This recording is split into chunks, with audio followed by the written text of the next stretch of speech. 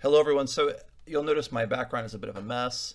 And the reason is because I've realized that I'm not going to film these videos unless I just sit down and talk. Because as soon as I begin investing in my production, cleaning up, adjusting my lighting, I just find something else that needs to get done. I can't justify sitting it down and recording a video.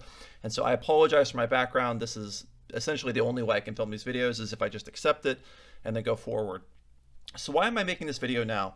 Well, it is September 22nd, and so obviously 11 days ago, we had the 24th anniversary of September 11th, and 12 days ago, on September 10th, we had the assassination of Charlie Kirk. And I was talking with a buddy of mine last week about both of these events, just September 11th and the Charlie Kirk assassination. And it reminded me because he pointed out, he said, isn't it strange that it took the police or the FBI, basically 36 hours to catch this guy? And I agreed. And by the way, I'm not going into the conspiracies, which I think is far too people. I like people like Tucker Carlson, not necessarily with the Charlie Kirk killing, but there is a strand of people where everything is a conspiracy. And the problem is that then nothing is a conspiracy. If you see red flags with absolutely everything, then it just waters down whatever case you're trying to make when you actually do see something that's noteworthy. And so his point was, my friend here in Moscow was just that, don't you think it's strange it took them so long to catch this guy? And I agreed because I'm going to bed the next day and they still hadn't caught the guy. And so I'm thinking, okay, is he in Mexico and is it going to be very, very difficult to catch this person? But no, apparently this Tyler Robinson character was arrested, I think in the same city as the shooting in Utah. And so I don't know why it was so hard for them to find this character. They had his face. Obviously, it was something like 12 hours before they released a photo. They had a suspect in custody. Again, I don't understand 2025. If he's in the same city, that should be in the same hour where they released the photo. He's in custody. So I don't know how that's possible. And I also don't understand how you can have all of these different photos of him on the roof, off the roof, climbing down, leaving his gun there. And I'm going to bed and there hasn't been an arrest if he's in the same area, right?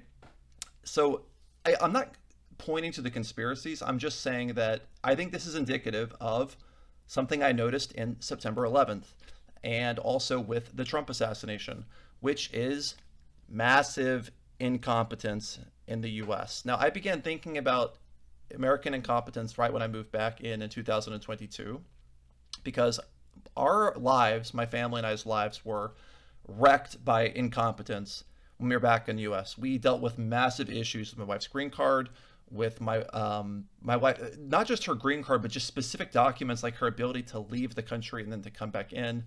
I had money that had been frozen by Robinhood that I could not get back. I had to try to go to the SEC. My son's passport was delayed by an enormous amount of time once we were in the United States.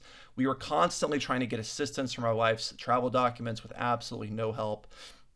And I'm thinking about all this because just my experience with incompetence in the US and then September 11th, all these different things, which you wouldn't think that there's a connection here, but I began thinking really of September 11th because I know quite a bit about it. I've done many, many deep dives where I'm reading about, Al Qaeda and the history of the CIA, and then everything with how bin Laden got to start in Saudi Arabia. Then he goes to Afghanistan to fight the Soviets, and then he's in Africa launching these different terrorist organization attacks, and then he's back in the Middle East. And if you really go deep into this sort of rabbit hole of 9/11, bin Laden, all of these things, it is an extremely interesting story. I always learn something new every time I approach the subject again. But with September 11th, with all of these 9/11 hijackers that were traveling around America, enrolling in flight school, sometimes paying cash only, having strange background stories. Some of them didn't really speak English. They had no interest. Many of them, they didn't have interest in taking off or landing. They just wanted to fly. All of these different details about the attacks and the way that they happened. And also the Trump assassination, where you have the shooter on the roof for something like an hour ahead of the shooting. He's seen on camera by many people in the crowd. They're trying to get the attention of the police. A police officer climbs the roof, sees the shooter. The police officer falls off the roof. And then I think 90 seconds later, he opens fire on Trump. These are situations where, let's focus in on 9/11 and the Trump assassination attempt. Essentially, you're left with the two explanations are, it's a conspiracy. We either hid something or we allowed something to happen or we're lying about this thing. That's one possibility. The only other possibility is we are the most incompetent people to have ever walked the face of the earth. Note that it's not we're hiding something or we made one small mistake, we did everything perfectly, and then there was this black swan event. No. It is we did everything wrong. So for example, with September 11th, as I stated, you have these guys from the Middle East who, by the way, had been traveling around the world with pretty shady backstories, going to Afghanistan for training missions to meet with bin Laden. Then they're going to Germany, they're going to Spain. Now they're back in America, they're enrolling in flight school in Florida, and then they're going back to a different state like Arizona or Minnesota, enrolling at a different flight school. Some of them, as I stated earlier, they're paying in cash, and they explain that they don't speak English. It just doesn't make any freaking sense. And a long list of countries, particularly Germany, because these terrorists all met each other in Germany, they're all sharing intelligence with America saying, these guys are on our terrorist watch list. They've been traveling back and forth between your country and the Middle East. And then America is getting reports that there are Arabs traveling around America, enrolling in flight schools, switching flight schools, in a very, very odd but clearly coordinated effort. There are also voices within the CIA who are complaining that it looks like, for example, that Al-Qaeda, these different terrorist organizations are potentially planning something with airplanes. And again, the official story is just that we took all of this information and connected 0 dots. 0. Not one thing ever happened. By the way, there was one of these 9/11 hijackers who was arrested in Minnesota after he tried paying, I think, $8,000 in cash. He had never flown an airplane, but he wanted to operate, I think it was a Boeing 777 or a Boeing 747. And of course, didn't want to learn how to fly, how to take off or land. He wanted to go from having no flight experience to knowing how to maintain a commercial aircraft for some period of time. And he was reported by his flight school to the immigration authorities, who then deported him. So they could have easily interrogated him and gotten some information, but no. All of the people he flew into America with are traveling around, flying, taking flying lessons, and now they all check in for flights. It's just everything about it was so obvious. And the fact that they couldn't connect these dots, according to their own version of events, is sick. And it's just interesting because I'm wondering if my experiences with incompetence in America go back farther than I realized. And so I want to share just a few things that I have personally been affected by when I talk about American incompetence. As I mentioned, we flew back to America in 2022 with nothing. We had to leave behind essentially all of our money in Russia because it was tied in with the stock market. The stock market had been frozen at that time. And even if I had gotten rubles out of the bank, the kiosks that exchanged currency had all been closed. We had nothing. We came to America. I needed to liquidate stock. Robinhood locked me out of my accounts. I could not get to them to unlock it, and I was running into serious issues because I didn't have any access to money. My wife couldn't leave the U.S. without a document called advance parole. We submitted it immediately when we arrived in America. Months and months and months and months go by without this document that is supposed to only take a couple of months to process. We submitted it. It never comes because the plan was that she'd be able to leave, go back to Russia, withdraw money, bring our cat back with us, this cat right here, and just collect other things we'd left behind in Russia. Then she could come back to the US. But it never came. And we called the phone numbers, we emailed all the right people. We kept trying to figure out what was going on with no explanation. When we finally agreed that we were just going to leave the US, we called the immigration office in Cincinnati, Ohio, the USCIS office, and we requested what's called an emergency appointment to obtain this document. That way, when we left the country, my wife would still be able to get back in if we decided to return. Of course, we call them and they say, okay, actually somebody answered, which is a huge improvement. Somebody answered the phone and they said they'll call us back with a date. Well, of course they didn't call us back. I called them every day for about 2 weeks until we left. I called them every single day and multiple times a day. Nobody ever answered the phone again. And we ended up just leaving the US. And since then, we had to restart the green card process. And as of now, for about a year and a half, we have had 0 updates in our green card application. Notice that we haven't been rejected. There just have been 0 updates. I needed to upload proof of my American residency, and so I gave them my driver's license, which is an accepted form of proving that. They rejected it, and so I uploaded a bank statement, which is also an accepted form of identification. They have not rejected it or accepted it, and it's been about a year and a half. So it's taken them a year and a half to approve a bank statement, a single one-page PDF document. This is indicative of everything I'm seeing in America now. My mother is going to come visit us in 2 months here in Moscow. And for her to get a Russian visa, the hardest part of the entire experience was using the fucking postal service. She actually couldn't do the visa by mail. That was how I initially got my Russian visa, but you can't do that anymore. There's been some rule change where America stipulated that all American citizens who want a Russian visa must do it in person. So my mother actually goes to Washington, D.C., and she makes the appointment in person. She goes to the embassy, she gives them the form, all good. Now you have to leave your passport there. So she leaves her passport so they can put the visa into it. She gives them a prepaid envelope for them to send the passport back. She then flies back to Ohio. They approve the visa, all good, and they send the passport to the post office, and it is immediately lost.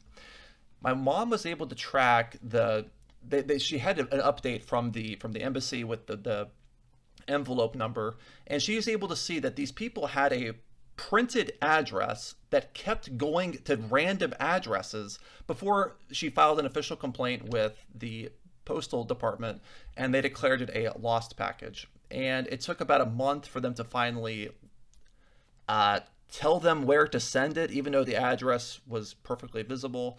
And it was a huge mess. And so I'm abroad, I'm in Russia, right? And anytime I need to interact with the US, nothing gets done. Case in point, I have been on, ever since I graduated from university, I've been on something called income-driven repayments. If you're watching me from the United States, you might have heard of this. It's where it's where you pay a percentage of your disposable income as your student loan repayment. And I've been doing this since I graduated, and it typically hasn't been much of an issue to get it to reapply each year. After COVID, though, the whole system was completely thrown off. And so, for example, I reapplied last November. This is supposed to take 2 weeks to be approved. And I applied almost a year ago. And it is still listed as in progress or under review. Again, the time frame they give you, as it used to be before COVID, is about 2 weeks. I've now been waiting for a year. Another just small example. I love these just anecdotes because to me, anecdotes, I remember I was watching an interview with Jeff Bezos, and he had this fantastic line. And he said that if the anecdotes contradict the data, trust the anecdotes. Because it says if the anecdotes and the data don't match, it means that the data is probably measuring the wrong things. And almost everybody I've talked to in the US says the exact same thing that I'm saying now, is that nobody seems to answer the phone. Nobody seems to understand what's going on. There are massive wait times for almost everything, and everything is extremely expensive. And so I don't know what's going on. And for example, every year on my mother's birthday, I order flowers to be delivered to her house. Now, this is one of the only times I've interacted with the US where things have actually worked. There's a flower company in Dayton, Ohio. I say address, flowers, credit card, cool. Flowers get delivered, no problem. Well, I decided, you know what? I have an aunt in Maryland. Wouldn't it be nice if I did the same thing for her? It's easy for me to remember her birthday because it's a good friend of mine back in Kansas's birthday. And so in this year, I decided, you know, I'm going to send my aunt flowers in Maryland. Now, she lives about an hour from Washington, D.C. and an hour from Baltimore. Surely there are hundreds of, flower places that can deliver. Oh, no. So I find one place. First off, every place is beyond expensive. We're talking hundreds of dollars, literally a couple $100s for a bouquet to be delivered. Literally a couple $100s for a bouquet of flowers to be delivered. I find a place. They had reasonable prices. And I was doing this about 2 weeks before her birthday. I select a delivery date, September 6th. I pay the money, whatever. They immediately delivered the flowers the same day.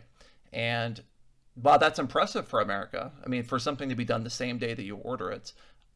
It made me look like I didn't know my aunt's birthday because they were 2 weeks early and the card just said happy birthday from Gabe and family. So thanks a lot, flower people. And this is just indicative of everything I've experienced there. I just noticed when I was at, for example, at Chipotle, just even that Chipotle is the easiest place on the planet to place your order. If you're not familiar with Chipotle, they make a burrito in front of you. You have two different kinds of beans. You say, I want white beans or I want black beans. Then they just scoop it and give it to you. I want chicken or steak. They just scoop it and give it to you. At Chipotle, they got my order wrong half the time. I would say, let's do steak.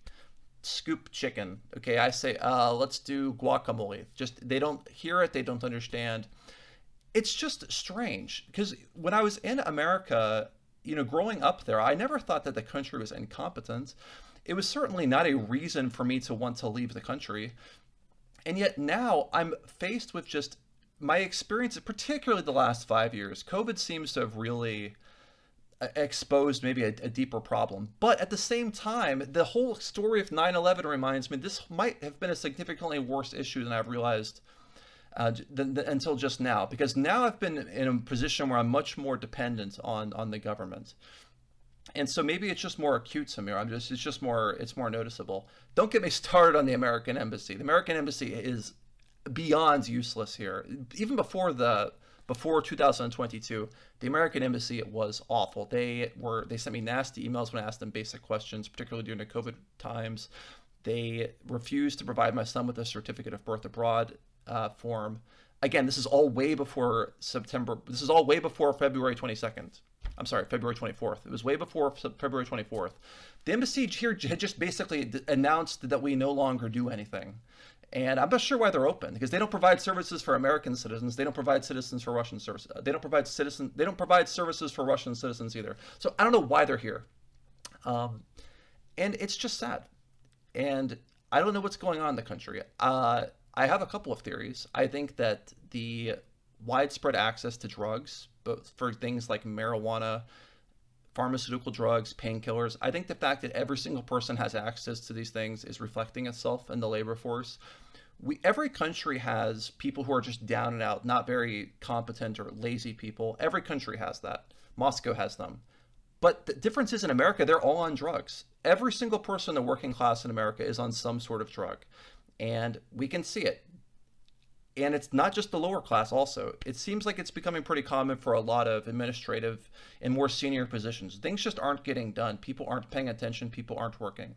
And I think that them taking 36 hours to find an assassin who is still in the same city, who's on video camera, it's just the latest kind of it's the latest widespread national instance of this. Thank you.